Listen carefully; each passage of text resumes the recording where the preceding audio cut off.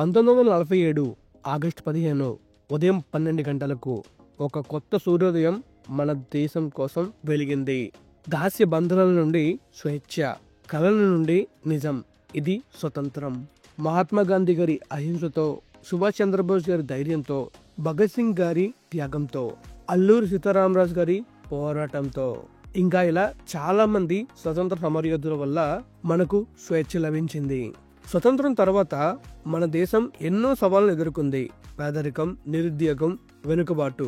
కానీ మన ప్రజల పట్టుదల వల్ల భారత్ నేడు ప్రపంచంలో వేగంగా ఎదుగుతున్న దేశంగా నిలిచింది.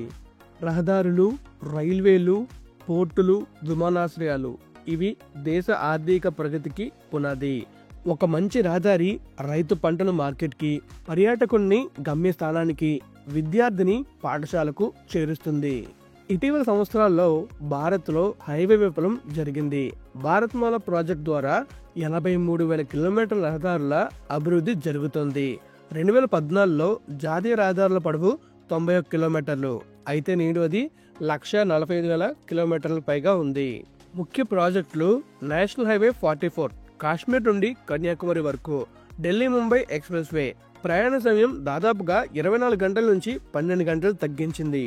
కోస్టల్ హైవేస్ తెలిసిందే కదా, మన కోస్టల్ హైవేస్ కూడా డెవలప్ అవుతున్నాయి.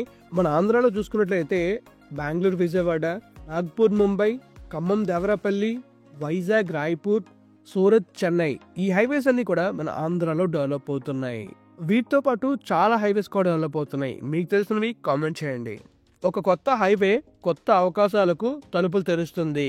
రైతుకు వేగవంతమైన రవాణా, పర్యాటకానికి సులభమైన ప్రయాణం, పరిశ్రమలకు సప్లై చైన్ సౌలభ్యం, ఇలా ఎన్నో లాభాలున్నాయి కొత్త హైవే రావటం వల్ల. మన రహదారులు ఇప్పుడు స్మార్ట్ అవుతున్నాయి. FASTag toll system, solar lighting, plastic recycle రోడ్లు, పచ్చదనం కోసం లక్షల మొక్కలు నాటుతున్నారు. మీరు అబ్జర్వ్ చేయొచ్చు, కొత్తగా వచ్చిన హైవేలో కంప్లీట్గా సోలార్ యూజ్ చేస్తున్నారు. అలానే కొత్తగా వచ్చే హైవేలు గ్రీనరీతో నిండిపోతున్నాయి. మీరు అబ్జర్వ్ చేస్తూనే ఉండొచ్చు మొత్తం గ్రీనరీ ఎలా ఉంటుందో. 2047లో స్వతంత్రం వచ్చి 100 ఏళ్లు పూర్తవుతుంది. ఆ సమయానికి భారత్ ఒక అభివృద్ధి చెందిన దేశం కావాలి. దానికి రహదారులు, రవాణా వ్యవస్థలు, మౌలిక సదుపాయాలు ప్రపంచ స్థాయిలో ఉండాలి. అదేవిధంగా మన దేశంలో రహదారులు చాలా వేగవంతంగా డెవలప్ చేస్తున్నారు. అలానే చాలా ఎయిర్పోర్ట్లు, పోర్ట్లు ఇవన్నీ కూడా కన్స్ట్రక్ట్ చేస్తున్నారు. అలానే రైల్వేస్ ని కూడా చాలా బాగా డెవలప్ చేస్తున్నారు. ఈ డెవలప్మెంట్స్ అని మీరు తెలుసుకోవాలనుకుంటే మన ఛానల్లో కంప్లీట్ వీడియోస్ ఉంటాయి, మీరు చూడొచ్చు. మన దేశంలో ఎక్కడ ఎలాంటి డెవలప్మెంట్ జరుగుతుంది, మన ఆంధ్రలో ఎక్కడ ఎలాంటి డెవలప్మెంట్ జరుగుతుంది అన్న విషయాలన్నీ కూడా మన ఛానల్లో డీటెయిల్ వీడియోస్ ఉంటాయి. మీరు కనుక తెలుసుకోవాలనుకుంటే మన ఛానల్లోకి వెళ్ళి తెలుసుకోండి. స్వతంత్రం మనకు ఇచ్చిన బహుమానం, అభివృద్ధి మన బాధ్యత.